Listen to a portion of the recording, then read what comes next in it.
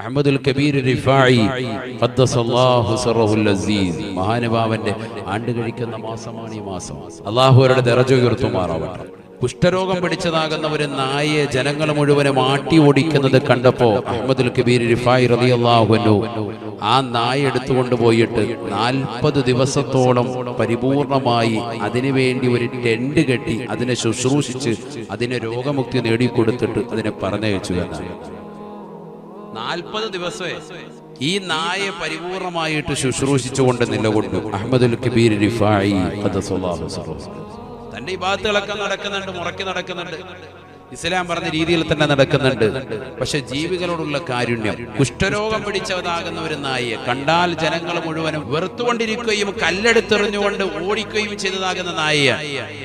പക്ഷെ അതൊരു ജീവിയാണ് എന്ന് മനസ്സിലേക്ക് ബഹുമാനപ്പെട്ടവർ അതിനെ കൊണ്ടുവന്ന് 40 ദിവസത്തോളം അതിനെ ശുശ്രൂഷിച്ചു എന്നാണ്. ഇതൊക്കെയാണ് മഹാന്മാരുടെ ജീവിതം.